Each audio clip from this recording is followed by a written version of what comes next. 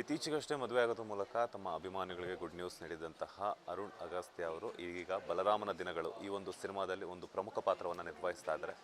So ರೀಸೆಂಟಾಗಿ ದಾಂಪತ್ಯ ಜೀವನಕ್ಕೆ ಕಾಲಿಟ್ಟಿರೋದು, ಎಲ್ಲಿಗೆ ಹನಿಮೂನ್ ಹೋಗಿ ಬಂದರು, ಒಂದಷ್ಟು ವಿಚಾರಗಳನ್ನು ತಿಳಿಸ್ತಾ ಹೋಗ್ತೀನಿ. ಮೊದಲದಾಗಿ ನಮಸ್ತೆ ಆ್ಯಂಡ್ ಕಂಗ್ರ್ಯಾಚುಲೇಷನ್ಸ್. ಹೇಗಿದ್ದೀರಾ? ಚೆನ್ನಾಗಿದ್ದೀನಿ, ನೀವು ಹೇಗಿದ್ದೀರಾ? ನಾನು ಸೂಪರ್ ಆಗಿದ್ದೀನಿ. ಹೇಗಿದೆ ಮದುವೆಯಲ್ಲಿ ಜೀವನ? ಇನ್ನೂ ಹೊಸದಲ್ಲ, 1 ವೀಕ್ ಅಂದರೆ 15 ಡೇಸ್ ಆಗಿದೆ. ಸೊ ಎಲ್ಲರೂ ಲೈಫಲ್ಲಿ ಹೇಗಿದೆ ಅದೇ ಥರ ನಂದು ನಡೀತಾ ಇದೆ. ಎಸ್, ಯಾವ ಕಡೆ ಹೋಗಿದ್ರಿ? ಸತ್ಯವಾಗ್ಲೂ ಹೇಳ್ತೀನಿ, ಎಲ್ಲೂ ಹೋಗಿಲ್ಲ ಇನ್ನು. ಸೊ ಈಗ ಜಾನ್ ಮೇಲೆ ಪ್ಲ್ಯಾನ್ ಮಾಡೋಣ ಅಂದ್ಕೊಂಡೆ. ಈಗ ಅಗೇನ್ ಮತ್ತೆ ಬಲರಾಮನ ದಿನಗಳು ಸಿನಿಮಾ ರಿಲೀಸು ಡೇಟ್ಸ್ ಇನ್ನೂ ಅನೌನ್ಸ್ ಮಾಡಿಲ್ಲ, ಬಟ್ ಪ್ರಮೋಷನ್ ಶುರು ಮಾಡಿದ್ದಾರೆ. ಮೇ ಬಿ ಫೆಬ್ ಆದಮೇಲೆ ಅಂದ್ಕೊಳ್ತೀನಿ. ಇನ್ನು ಸಿನಿಮಾ ರಿಲೀಸ್ ಆದಮೇಲೆ ಹೊರಗಡೆ ಹೋಗೋದು. But recent short trip recently ಅಂದರೆ ಕೂರ್ಗೆ ಹೋಗಿ ಬಂದಿದ್ದಷ್ಟೇ. ಅಂದರೆ ಫಸ್ಟ್ ಥಿಯೇಟ್ರಿಗೆ ಕರ್ಕೊಂಡೋಗಿ ನೀವು ಆ್ಯಕ್ಟ್ ಮಾಡಿರುವಂಥ ಸಿನಿಮಾವನ್ನು ತೋರಿಸಿ ಅದಾದ ನಂತರ ಹೋಗಬೇಕು ಅಂತ? ಹೌದು, ಆ್ಯಕ್ಚುಲಿ ಇದು ಬಿಫೋರ್ ಒಂದು 2 ಸಿನಿಮಾ ಮಾಡಿದ್ದೆ. ವಂದನ ಅಂತ ಲೀಡಾಗಿ ಮಾಡಿದ್ದೆ. ದೆನ್ ಮತ್ತು ಯೆಲ್ಲೋ ಗ್ಯಾಂಗ್ಸ್ ಅಂತ ಒಂದು ಸಿನಿಮಾ ಮಾಡಿದ್ದೆ. ಅದರಲ್ಲಿ ಅಂದರೆ it's A gangster subject. So ಒಂದು ಗ್ಯಾಂಗನ್ನು ಲೀಡ್ ಮಾಡಿದ್ದೆ. ಆ ಸಿನಿಮಾ ನೋಡಿದ್ರು ಅವರು, ಥಿಯೇಟ್ರಲ್ಲಿ ನೋಡಿರಲಿಲ್ಲ, ಬಟ್ ನೋಡಿದರು ಸಿನಿಮಾ. ನಿಮ್ಮೊಟ್ಟಿಗೆ ನೋಡಿದ್ರಾ ಅಂತ? ಇಲ್ಲ ಇಲ್ಲ ಇಲ್ಲ ಇಲ್ಲ ಇದು ಮೊದಲನೇ ಸಿನಿಮಾ. ಐ ಮೀನ್ ನನ್ನ ಕೆರಿಯರ್ಗೂ ಇಟ್ಸ್ ಒಂದು ಬಿಗ್ ಟರ್ನಿಂಗ್ ಪಾಯಿಂಟೇ ಅಂತಲೇ ಹೇಳ್ಬೋದು ಈ ಸಿನಿಮಾ. ದೆನ್ ಜೊತೆಗೆ ಫ್ಯಾಮಿಲಿ, ಐ ಮೀನ್ ನನ್ನ ವೈಫ್ ಜೊತೆ ಮೊದಲನೇ ಸಿನಿಮಾ. ಎಸ್, ನಿಮ್ದು ಲವ್ ಮ್ಯಾರೇಜಾ ಅರೇಂಜ್ ಮ್ಯಾರೇಜಾ ಅಂತ? ಆ್ಯಕ್ಚುಲಿ ಹೆಂಗೆ ಹೇಳೋದು ಇದನ್ನು, ಲವ್ ಮ್ಯಾರೇಜೇ. ಇಟ್ಸ್ ಬೀನ್ ಆಲ್ಮೋಸ್ಟ್ 2.5 ವರ್ಷ ಆಯಿತು ಇಲ್ಲಿಗೆ. ಪರಿಚಯ ಆಗಿ 3 ವರ್ಷ ಆಯಿತು, ಬಟ್ ಲವ್ ಶುರುವಾಗಿ 2.5 ವರ್ಷ ಆಗಿದೆ. ಫಸ್ಟ್ ನೀವೇ ಪ್ರಪೋಸ್ ಮಾಡಿದ್ದ? ಮ್ಯೂಚುವಲ್ ಅಂದರೆ ಯೂಶ್ವಲಿ ಹೆಂಗೆ ಅಂದರೆ, ಈಗ ಅವರು ಮಾಡಿದ್ರು ನಾನು ಮಾಡಿದೆ ಅಂತ ಹೇಳೋದಕ್ಕಾಗಲ್ಲ. ಅದು ಒಂದು ಕಾನ್ವರ್ಸೇಷನ್ ಶುರುವಾದಾಗ ಬಿಟ್ವೀನಲ್ಲಿ ಒಂದು ಥಾಟ್ ಪ್ರೊಸೆಸ್ ಒಂದೇ ಆಗುತ್ತಲ್ಲ. ಸೊ ಆವಾಗ ಅದು ಹುಟ್ಟಿದ್ದು. ಇಟ್ಸ್ ನಾಟ್ ಪರ್ಟಿಕ್ಯುಲರಾಗಿ ಏನೋ ಹೋಗಿ ಪ್ರಪೋಸ್ ಮಾಡಿದೆ ಅನ್ನೋ ಥರ ಯಾವುದೂ ಇಲ್ಲ. ಸೊ ಜನರಲಾಗಿ ನಾರ್ಮಲ್ ಕಾನ್ವರ್ಸೇಷನಲ್ಲೇ ಇಷ್ಟಗಳಾಯಿತು ಅಷ್ಟೇ. ಈಗ ಲೈಫ್ ಪಾರ್ಟ್ನರ್ ಅಂದ ತಕ್ಷಣ ನಮ್ಗೆ ಏನಾಗುತ್ತೆ ಅಂತಂದರೆ, ಎಲ್ಲ ಥರದ ಆಯಾಮಗಳಲ್ಲೂ ನಾವು ಥಿಂಕ್ ಮಾಡ್ತೀವಿ, ನಮ್ಗೆ ಅಡ್ಜಸ್ಟ್ ಆಗ್ತಾರಾ, ಪ್ರೊಫೆಷನ್ ವೈಸ್ ನಮಗೆ ಸಪೋರ್ಟಿವ್ ಆಗಿ ನಿಂತ್ಕೊಳ್ತಾರಾ ಅಂತ ಹೇಳ್ಬಿಟ್ಟು. ಅವರಲ್ಲಿ ನಿಮ್ಗೆ ಇಷ್ಟ ಆಗಿರುವಂತಹ ಗುಣ ಯಾವುದು ಅಂತ? ಮೇಯ್ನ್ಲಿ ನಾವು ಬೀಯಿಂಗ್ ಎನ್ ಆ್ಯಕ್ಟರ್ ಅಂದರೆ ಈ ಪ್ರೊಫೆಷನನ್ನು ಕನ್ಸಿಡರ್ ಮಾಡಿದಾಗ ಆಪೋಸಿಟ್ ಪರ್ಸನ್ ನಮ್ಮ ಕಂಪ್ಯಾನಿಯನ್ ಆಗಿ ಬರ್ತಾರೆ ಅಂತ ಯೋಚನೆ ಮಾಡಿದಾಗ ಅವ್ರಿಗೆ ಮೇಜರ್ಲಿ ನಮ್ಮ ಕೆಲಸದ ಮೇಲೆ ಒಂದು ಟ್ರಸ್ಟ್ ಅನ್ನೋದು ಬರಬೇಕು. ಜೊತೆಗೆ ನಮ್ಮ ಕೆಲಸದ್ದು ಒತ್ತಡಗಳು ಹೇಗಿರುತ್ತೋ ಗೊತ್ತಿಲ್ಲ, ನಮ್ಮ ಟೈಮಿಂಗ್ಸ್ ಇರಲ್ಲ ನಮ್ಮದು. It's not like 9 to 6 or 9 to 9 ಆ ಥರ ಆಫೀಸ್ ಟೈಮಿಂಗ್ಸ್ ಇರಲ್ಲ. ಆಡ್ ಟೈಮಿಂಗ್ಸ್ ಇರುತ್ತೆ ಯಾವಾಗಲೂ. ಐ ಮೀನ್ ಮಾರ್ನಿಂಗ್ ಶುರುವಾಗೋದು ಬೇಗ ಶುರುವಾಗುತ್ತೆ, ಬಟ್ ಎಸ್ಪೆಷಲಿ ಇನ್ ಸೀರಿಯಲ್ಸಲ್ಲಿ 11 ಆಗ್ಬೋದು, 12 ಆಗ್ಬೋದು. ಸೊ ಇದನ್ನು ಅರ್ಥ ಮಾಡ್ಕೋಬೇಕು. ಸೊ ಅದನ್ನು ಅರ್ಥ ಮಾಡ್ಕೊಳ್ಳೋವಂಥವ್ರು ನನಗೆ ಸಿಕ್ಕಿದ್ರು. ಸೊ ಹಾಗಾಗಿ ಇದು ಸೊ ಹಾಗಾಗಿ ನಮ್ಮ ಫೀಲ್ಡಲ್ಲಿ basically is patience and again trust. ಇವೆರಡೂ ಚೆನ್ನಾಗಿತ್ತು ಅಂದರೆ 100% ಚೆನ್ನಾಗಿ ಹೋಗುತ್ತೆ ಲೈಫ್. ಎಸ್, ಈಗ ಪ್ರೊಫೆಷನ್ ಲೈಫ್ ಬರೋಣ. ಬಲರಾಮನ ದಿನಗಳು ಈ ಒಂದು ಸಿನಿಮಾದಲ್ಲಿ ಪ್ರಮುಖ ಪಾತ್ರವನ್ನು ನಿರ್ವಹಿಸ್ತಾ ಇದ್ದೀರಾ. ಸೊ ಐ ಥಿಂಕ್ ನರೇಂದ್ರನೂ ಏನೋ ಒಂದು ಕ್ಯಾರೆಕ್ಟರ್ ಅಲ್ಲ, Ravindra. Okay, Ravindra character. So ಎಷ್ಟು ಇಂಪಾರ್ಟೆಂಟ್ ಆಗಿದೆ ನಿಮ್ಮ ರೋಲ್? ಹಾಗೆಯೇ ಇನ್ನೊಂದೇನಂತಂದರೆ, ಈ ಒಂದು ಆಪರ್ಚುನಿಟಿ ಬಂದಾಗ ನಿಮ್ಮ ತಲೆಯಲ್ಲಿ ಏನು ಉಳಿತಿತ್ತು ಅಂತ? ಸೊ ಆ್ಯಕ್ಚುಲಿ ನನ್ನ ಬಲರಾಮದ ಬಗ್ಗೆ ಹೇಳಬೇಕು ಅಂದರೆ 2024ರಲ್ಲಿ ನಾನು ಹಲಗಲಿ ಅನ್ನೋ ಒಂದು ಪ್ರಾಜೆಕ್ಟ್ ಕಮಿಟ್ ಆಗಿದ್ದೆ. ಸೊ ಅದು ಪ್ರೋಸೆಸ್ಸಲ್ಲಿ ಇತ್ತದು. ಸೊ ಬಿಟ್ವೀನಲ್ಲಿ ಬಂದಿದ್ದ ಪ್ರಾಜೆಕ್ಟ್ ಇದು. ಅದಕ್ಕಿಂತ ಮುಂಚೆ ಬಲರಾಮಗೂ ನಮಗೂ ಅಷ್ಟು ಟಚಲ್ಲಿ ಇರಲಿಲ್ಲ. ಸೊ ಇದ್ರ ಮಧ್ಯೆ ಕಿರಣ್ ಅಂತ ನನ್ನ ಫ್ರೆಂಡು ಯೆಲ್ಲೋ ಗ್ಯಾಂಗಲ್ಲಿ ವರ್ಕ್ ಮಾಡಿದ್ರು ಅವರು, ಅಸೋಸಿಯೇಟ್ ಆಗಿ. ಇದರಲ್ಲಿ AD ಆಗಿ ವರ್ಕ್ ಮಾಡ್ತಾಯಿದ್ರು. ನನಗೆ ಕಮ್ಯುನಿಕೇಟ್ ಮಾಡಿದ್ರು, ಈ ಥರ ಏನೋ ಸರ್ ಇದೊಂದು ಪ್ರಾಜೆಕ್ಟ್ ಬಲರಾಮ ಅಂತ ಒಂದು ಪ್ರಾಜೆಕ್ಟ್ ನಡೀತಾ ಇದೆ. ಸೊ ಆ ಪ್ರಾಜೆಕ್ಟಲ್ಲಿ ಒಂದು ಮೇಜರ್ ಕ್ಯಾರೆಕ್ಟರ್ ಇದೆ. ಇದನ್ನು ಚೈತನ್ಯ ಸರ್ ಡೈರೆಕ್ಟ್ ಮಾಡ್ತಾ ಇದ್ದಾರೆ, ವಿನೋದ್ ಸರ್ ಲೀಡ್ ಮಾಡ್ತಾ ಇದ್ದಾರೆ. ಇನ್ನೂ ಸ್ಟಾರ್ಕಾಸ್ಟು ಹುಡುಕ್ತಾಯಿದ್ರು, ಯಾರ್ಯಾರು ಏನು ಅಂತ ಪಿಕ್ ಮಾಡ್ತಾಯಿದ್ರು. ಆ ಟೈಮಲ್ಲಿ ನನಗೆ ಬಂದಿದ್ದು. So then again one day ನಾನು ಹೋಗಿ ಮಾತಾಡಿದ್ದು. ಸರ್ರು ನನ್ನ ಲುಕ್ ನೋಡಿದ್ರು, ಈ ಕರ್ಲಿ ಹೇರು, ಕರ್ಲಿ ಆಮೇಲೆ ಗಡ್ಡ ಇದೆಲ್ಲ ನೋಡ್ಬಿಟ್ಟು ಈ ಲುಕ್ ನೋಡಿ ಇನ್ನು ತುಂಬ ಪೆಕ್ಯುಲರ್ ಆಗಿದ್ದಾನೆ, ಈ ಪಾತ್ರಕ್ಕೆ ತುಂಬ ಸೂಟ್ ಆಗ್ತಾನೆ ಇವನು ಅಂಥೇಳಿ ಫಿಕ್ಸ್ ಮಾಡಿದ್ದು. ಅದಾದಮೇಲೆ ವಿತಿನ್ 2 ಡೇಸು ಒಂದು ಆಡಿಷನ್ನು ಕೂಡ ತೊಗೊಂಡ್ರು. ಸೊ ಲೇಟ್ರ್ ಆನ್ 2 ಡೇಸ್ ಆದಮೇಲೆ ನನಗೆ ಕಾಲ್ ಬಂತು, ಇಲ್ಲ ಈ ಕ್ಯಾರೆಕ್ಟರ್ ನೀವೇ ಫೈನಲೈಸ್ ಆಗಿದ್ದೀರಿ ಅಂತ. ಸೊ ಎವ್ರಿಥಿಂಗ್, ಐ ಮೀನ್ ನಾನು ಕಿರಣ್ ಅನ್ನೋರಿಗೆ ಥ್ಯಾಂಕ್ಸ್ ಹೇಳೋದಕ್ಕೆ ಇಷ್ಟಪಡ್ತೀನಿ. Majorly is the main part. ಅಂದರೆ ನನಗೆ ಈ ಒಂದು ಸಿನಿಮಾಗೆ ಎಂಟ್ರಿ ಆಗೋದಕ್ಕೆ is a key person.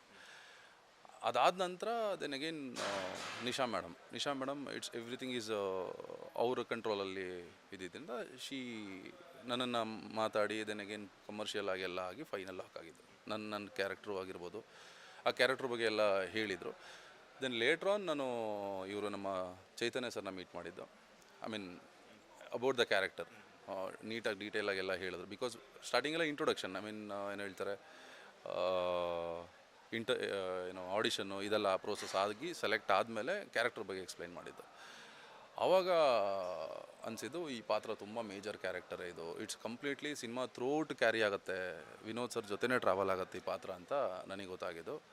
So I am very lucky ಈ ಒಂದು ಪಾತ್ರ ಸಿಕ್ಕಿದ್ದು. ಆ್ಯಂಡ್ ಅದ್ರ ಜೊತೆಗೆ ಈ ಪಾತ್ರದ ಸ್ಟ್ರೆಂತ್ ಬಗ್ಗೆ ಹೇಳಬೇಕು ಅಂದರೆ, ಆ ದಿನಗಳಲ್ಲಿ ನೀವು ಅಬ್ಸರ್ವ್ ಮಾಡಿರ್ತೀರ, ಅಲ್ಲಿ ಬರೋ ಒಂದು ಪ್ರತಿಯೊಂದು ಪಾತ್ರನೂ ತುಂಬ ಇಂಪಾರ್ಟೆಂಟ್ ಪಾತ್ರಗಳೇನೆ. ಅಲ್ಲಿ ಪರ್ಟಿಕ್ಯುಲರಾಗಿ ಅವರು ಮೆನ್ಷನ್ ಮಾಡಿಬಿಟ್ಟಿದ್ದಾರೆ. It's completely realistic. ಅಂದರೆ ಏನು ಹೇಳ್ತಾರೆ, 80ಸಲ್ಲಿ ಏನೇನು ಅಂಡರ್ವರ್ಲ್ಡ್ನ ತೋರಿಸಿದ್ರು ಅದರಲ್ಲಿ ಬರೋವಂಥ ಪಾತ್ರಗಳನ್ನೇ ಪೋರ್ಟ್ರೇ ಮಾಡಿದರು. ಬಟ್ ಇಲ್ಲಿ ಹೇಗೆ ಅಂದರೆ ಇಟ್ಸ್ ಕಂಪ್ಲೀಟ್ಲಿ ಕಾಲ್ಪನಿಕ, ಇಮ್ಯಾಜಿನರಿ ಅಂತ ಹೇಳ್ತೀವಲ್ಲ. ಸೊ ಆ ಥರ ಒಂದಷ್ಟು ಕತೆ ಕಟ್ಟಿರೋದು. ಅದರಲ್ಲಿ ನಂದು ತುಂಬ ವೆರಿ ಇಂಪಾರ್ಟೆಂಟ್ ರೋಲ್. ಅಂದರೆ ಈಗ ನೀವು ಹೇಳ್ತಿದ್ರ ತುಂಬ ರಗಡಾಗಿರುತ್ತೆ, ವಿನೋದ್ ಅವ್ರ ಜೊತೆ ಎಲ್ಲ ಕ್ಯಾರಿ ಆಗುತ್ತೆ ಓವರಾಲ್ ಮೂವಿಯಲ್ಲಿ ಅಂತ ಹೇಳ್ಬಿಟ್ಟು. ಪಾಸಿಟಿವ್ ರೋಲಾ ನೆಗೆಟಿವ್ ರೋಲಾ ಅಂತ ಗೊತ್ತಾಗ್ತಿಲ್ಲ, ಅಥವಾ ವಿನೋದ್ ಅವ್ರ ಜೊತೆಗೆ ಇದ್ಕೊಂಡು ವಿನೋದ್ ಅವ್ರಿಗೇನೆ ಚುಚ್ಚುವಂಥ ರೋಲಾ ಅಂತ. ಅದು ಈಗಲೇ ಬೇಡ, ಇಟ್ಸ್ ಟು ಅರ್ಲಿ ಅಲ್ವಾ. ಅಂದರೆ ಈಗ ತಾನೇ ಒಂದು ಸಾಂಗ್ ರಿಲೀಸ್ ಆಗಿರೋದು, I mean lyrical song. Next ಹೋಗ್ತಾ ಟೀಸರ್ ಬರುತ್ತೆ, ಟ್ರೈಲರ್ ಬರುತ್ತೆ, ಆ್ಯಂಡ್ ಅಗೇನ್ ಸಿನಿಮಾ ಬಂದಾಗ ನೋಡೋದ್ರೇ ಚೆಂದ. ಬಟ್ ಒಂದು ಸ್ವಲ್ಪ ಹಾಗೆ ಇದೆ ಪಾತ್ರ, ಹಾಗೆ ಇದೆ. ನಾಟ್ ಎಕ್ಸಾಕ್ಟ್ಲಿ ಅದೇ ಅಂತ ಹೇಳೋಕ್ಕಾಗಲ್ಲ, ಸ್ವಲ್ಪ ಹಂಗೆ ಟ್ರಾವೆಲ್ ಆಗುತ್ತೆ throughout the movie. It's very important, very important characters. ಅಂದರೆ ನಂದೇ ಅಂತಲ್ಲ, ಇದರಲ್ಲಿ ಮಾಡಿರೋ ಪ್ರತಿಯೊಂದು ಪಾತ್ರನೂ ತುಂಬ ಇಂಪಾರ್ಟೆಂಟ್. ಆ ಪಾತ್ರಕ್ಕೆ ಡೈರೆಕ್ಟರ್ ಸರು ಜಸ್ಟಿಫಿಕೇಷನ್ ಕೊಟ್ಟಿನೇ ಆ ಪಾತ್ರನ ಆ್ಯಡ್ ಆನ್ ಮಾಡ್ಕೊಂಡಿದ್ದಾರೆ. ಸೊ ಹಾಗಾಗಿ ಇಂಪಾರ್ಟೆಂಟ್ ರೋಲ್. ಎಸ್, ಈಗ ಹಲಗಳಿ ಬಗ್ಗೆ ಮಾತಾಡೋಣ. ಡಾಲಿ ಅವರೊಟ್ಟಿಗೆ ಆ್ಯಕ್ಟ್ ಮಾಡ್ತಿರುವಂಥ ಖುಷಿ, ಬಿಕಾಸ್ ಯಾಕಂದರೆ ಅವರೊಟ್ಟಿಗೆ ಸೆಲ್ಫಿ ತೊಗೋಬೇಕು, ಮೀಟ್ ಮಾಡಬೇಕು ಅನ್ನೋವಂಥದ್ದೇ ಎಷ್ಟೋ ಜನಕ್ಕೆ ಆಸೆ ಆಕಾಂಕ್ಷೆ ಇರುತ್ತೆ. ಅಂಥದ್ದಲ್ಲಿ ಅವರೊಟ್ಟಿಗೆ ಓವರಾಲ್ ಸಿನಿಮಾದಲ್ಲಿ ಲೀಡ್ ಕ್ಯಾರೆಕ್ಟರ್ನ ಮಾಡಬೇಕು ಅಥವಾ ಅವ್ರ ಜೊತೆ ಸ್ಕ್ರೀನ್ ಶೇರ್ ಮಾಡ್ಕೋಬೇಕು ಅಂತಂದ್ರೆ ಪ್ರತಿಯೊಬ್ಬರಿಗೂ ಆಸೆ ಇರುತ್ತೆ. ಅಂಥ ಆಪರ್ಚುನಿಟಿ ನಿಮಗೆ ಸಿಕ್ಕಿರುವಂಥದ್ದು, ಅವರಲ್ಲಿ ಏನು ಕಲಿತ್ರಿ, ಹಾಗೆಯೇ ಆ ಒಂದು ಶೂಟಿಂಗ್ ಟೈಮಲ್ಲೆಲ್ಲ ಹೇಗಿತ್ತು ಅಂತ? ಇದು ನನ್ನ ಮೊದಲನೇ ಇಂಟರ್ವ್ಯೂ, ನಾನು ಹಲಗಲಿ ಬಗ್ಗೆ ಮಾತಾಡ್ತಾ ಇರೋದು. ಆ್ಯಂಡ್ ಮೋರೋವರ್ ನಾನು ಜಾಸ್ತಿ ಇಂಟರ್ವ್ಯೂಸ್ಗಳೆಲ್ಲೂ ಕೊಟ್ಟಿಲ್ಲ. ಹಲಗಲಿ ಬಗ್ಗೆ ಹೇಳಬೇಕಂದ್ರೆ ಲೈಕ್ ಇದು 2023 ನಾನು ಕಮಿಟ್ ಆಗಿದ್ದು ಪ್ರಾಜೆಕ್ಟ್ ಇದು. ಸೊ ಸುಕೇಶ್ ನಾಯಕ್ ಅಂತ ಡೈರೆಕ್ಟರ್ ಇದಕ್ಕೆ. Then producer ಹೈದ್ರಾಬಾದ್ನವರು. ಆಲ್ರೆಡಿ ಅವರು ಒಂದು ಸಿನಿಮಾ ಮಾಡಿದ್ದಾರೆ. ಏನು ಹೇಳೋದು ಇದ್ರ ಬಗ್ಗೆ ಗೊತ್ತಾಗ್ತಿಲ್ಲ. ಆ್ಯಂಡ್ ಆಲ್ಮೋಸ್ಟ್ ಈಗ ಮುಂಚೆ ಡಾಲಿ ಸರ್ ಈಗ ಲೀಡ್ ಮಾಡ್ತಾ ಇದ್ದಾರೆ, ಜಡ್ಗಾನೋ ಒಂದು ಪಾತ್ರ ಮಾಡ್ತಾ ಇದ್ದಾರೆ. ನಾನು ಅದರಲ್ಲಿ ಬಾಲ ಅನ್ನೋ ಒಂದು ಪಾತ್ರ ಮಾಡ್ತಾಯಿದ್ದೀನಿ. ಸೊ ಆಲ್ಮೋಸ್ಟ್ ಒಂದು 40% ಶೂಟ್ ಕಂಪ್ಲೀಟ್ ಆಗಿದೆ. ಲಾಸ್ಟು ಸಮ್ಮರಲ್ಲಿ ಶೂಟ್ ಮಾಡಿದ್ರು. ಅಂದರೆ 25ಅಲ್ಲಿ ಜಾನಿಂದ ಟಿಲ್ ಮೇವರೆಗೂ ಶೂಟ್ ಮಾಡಿದ್ರು. ದೆನ್ ಅಗೇನ್ ಸಮ್ಮರ್ ಮುಗಿದು ವಿಂಟರ್ ಎಲ್ಲ ಶುರುವಾಯಿತಲ್ಲ. ಸೊ ಅಲ್ಲಿಂದ ಮತ್ತೆ ಸ್ಕೆಡ್ಯೂಲ್ ಬ್ರೇಕ್ ಆಗಿದೆ. ಈಗ ಅಗೇನ್ ಮತ್ತೆ ಜಾನ್ ಮೇಲೆ ಶುರು ಮಾಡ್ತಾರೆ ಒಂದು next schedule.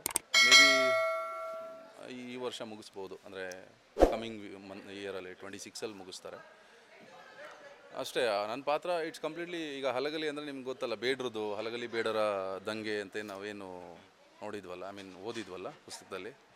So historical subject ಇದು. ನಮ್ಮ ಇತಿಹಾಸನ ವಿಜುವಲ್ ಆಗಿ ಹೆಂಗೆ ತೋರಿಸ್ತಾರೆ ಅನ್ನೋದೇ ಸಿನಿಮಾ. ಒಳ್ಳೆ ಸಬ್ಜೆಕ್ಟ್ ಇದು. ಆ್ಯಂಡ್ ನನಗೆ ಒಳ್ಳೆ ವೆರಿ ಇಂಪಾರ್ಟೆಂಟ್ ರೋಲ್ ಅದು. ಹೆಂಗೆ ಹೇಳೋಕ್ಕೆ ಗೊತ್ತಾಗ್ತಿಲ್ಲ, ಬಿಕಾಸ್ ಐ ಕಾಂಟ್ ಅದು ಹೇಳೋಕ್ಕಾಗಲ್ಲ, ಅನೌನ್ಸ್ ಮಾಡೋಕ್ಕಾಗಲ್ಲ. ಬಟ್ ವೆರಿ ಇಂಪಾರ್ಟೆಂಟ್ ಕ್ಯಾರೆಕ್ಟರ್ ಬಾಲ ಅನ್ನೋ ಒಂದು ಪಾತ್ರ ಮಾಡ್ತಾಯಿದ್ದೀನಿ. ಎಷ್ಟೇ ಹೇಳಿದ್ರು ಕ್ಯಾರೆಕ್ಟರ್ ನೇಮ್ ಬಿಟ್ಟರೆ ಯಾವುದಕ್ಕೂ ಮುಂದಕ್ಕೆ ಹೋಯ್ತಿಲ್ಲ ನೀವು, ಬಿಕಾಸ್ ಯಾಕಂದರೆ ನಿಮಗೆ ಡೈರೆಕ್ಟರ್ ಕಡೆಯಿಂದ ಅಷ್ಟೊಂದು ರೆಸ್ಟ್ರಿಕ್ಷನ್ಸ್ ಇದೆ ಅಂತ ನಿಮ್ಮ ಮಾತಿನ ಮೂಲಕ ಗೊತ್ತಾಗ್ತಿದೆ. ಹಾಗಲ್ಲ, ಈಗ ನೀವೇ ಓದಿದ್ದೀರ ಅದನ್ನು, ಹಿಸ್ಟ್ರಿ ಇದೆಲ್ಲ ನೀವು ಓದಿದ್ದೀರಲ್ಲ, ಹಲಗಲಿ ಬೇಡ್ರದಂಗೆ ಅಂತ. ಸೊ ಅದರಲ್ಲಿ ಒಂದೆರಡು ಪಾತ್ರಗಳನ್ನ ಮೇಜರಾಗಿ ಇಟ್ಕೊಂಡು ಪ್ಲೇ ಮಾಡ್ತಾ ಇರೋವಂಥದ್ದು ಇದು. ಬಾಗಲಕೋಟೆನಲ್ಲಿ ಇವತ್ತಿಗೂ ಜಡಗ ಮತ್ತು ಬಾಲ ಅನ್ನೋ ಇಬ್ಬರು ಏನು ಫೈಟರ್ಸ್ ಇದೆಲ್ಲ, ಫ್ರೀಡಮ್ ಫೈಟರ್ಸು. ಸೊ ಅವ್ರದ್ದು ಇವತ್ತಿಗೂ ಅದು ಸ್ಟ್ಯಾಚು ಇವತ್ತಿಗೂ ಇದೆ. ಆ್ಯಂಡ್ ರೀಸೆಂಟಾಗೂ ಕೂಡ ಸ್ಟ್ಯಾಚು ಲಾಂಚ್ ಮಾಡಿದ್ದಾರೆ ಹೊಸದಾಗಿ ಬಾಗಲಕೋಟೆ ಸರ್ಕಲಲ್ಲಿನೋ. ಅದು ಮೇಯ್ನ್ ಬೇಸ್ಡ್ ಒಂದು ಇತಿಹಾಸ ಇಟ್ಕೊಂಡು ಮಾಡಿರೋದಲ್ವ. ಸೊ ನಾವು ಅದನ್ನು ಹೆಂಗೆ ಎಕ್ಸ್ಪ್ಲೈನ್ ಮಾಡೋದಂತ ನನಗೆ ಗೊತ್ತಾಗ್ತಾ ಇಲ್ಲ. ಸೊ ಅಂದರೆ ಈಗ ನೀವು ಅಲ್ಲಿ ಹೋಗಿದ್ರಾ ಅಂತ, ಇವಾಗ ಏನು ಸ್ಟ್ಯಾಚ್ಯೂಸ್ ಎಲ್ಲ ಲಾಂಚ್ ಮಾಡಿದ್ರಲ್ಲ, ಸೊ ಬಾಲ ಮತ್ತು ಇನ್ನೊಂದು ಯಾವ ಕ್ಯಾರೆಕ್ಟರ್ ಹೇಳಿದ್ರಿ, ಜಡಗ ಮತ್ತು ಬಾಲ ಅನ್ನುವಂತಹ ಒಂದು ಫೈಟರ್ಸ್ ಸ್ಟ್ಯಾಚ್ಯೂನ ಲಾಂಚ್ ಮಾಡಿದ್ರಲ್ಲ, ಅಲ್ಲಿ ವಿಸಿಟ್ ಮಾಡಿದ್ರ ನೀವು ಅಂತ? ನಾನು ತುಂಬ ಸಲ ಹೋಗಿದ್ದೀನಿ, ಯಾಕೆಂದರೆ ನನ್ನ ಮದುವೆ ಆಗಿರೋ ಹುಡುಗಿ ಕೂಡ ಬಾಗಲಕೋಟೆಯವರೇ. ತುಂಬ ನೋಡಕ್ಕೆ ಹೋಗಿ ಅಲ್ಲೇ ಹಂಗೆ ಪಟಾಯಿಸ್ಕೊಂಡ್ಬಿಟ್ರಾ? ಇಲ್ಲ ಇಲ್ಲ ಇಲ್ಲ, ಇದು ಬಿಫೋರ್ ಹಲಗಲಿ ನನಗೆ ಇವರು connected. Yeah so before Halagali, but ಅದೇ everything is in the same path ಅಂತಾರಲ್ಲ, ಹಾಗೆ ಅವರು ಬಾಗಲಕೋಟೆಯವರು, ಸಿನಿಮಾನು ಬಾಗಲಕೋಟೆ ರಿಲೇಟೆಡು. ಸೊ ಹಂಗೆ ಹೋಗ್ತಾ ಇದೆ ಅಷ್ಟೇ. ಲೇಟೆಸ್ಟ್ ಹಾಗೂ ಇಂಟ್ರೆಸ್ಟಿಂಗ್ ಸುದ್ದಿಗಳಿಗಾಗಿ ಬಾಸ್ ಟಿವಿ ಕನ್ನಡ ಚಾನೆಲ್ನ ಸಬ್ಸ್ಕ್ರೈಬ್ ಮಾಡಿ. ಹಾಗೆಯೇ ಬೆಲ್ ಐಕಾನ್ ಪ್ರೆಸ್ ಮಾಡಿ. ಇದರ ಜೊತೆಗೆ ಫೇಸ್ಬುಕ್, ಇನ್ಸ್ಟಾಗ್ರಾಮ್, ಎಕ್ಸ್ನಲ್ಲೂ ಮಿಸ್ ಮಾಡದೆ ಫಾಲೋ ಮಾಡಿ.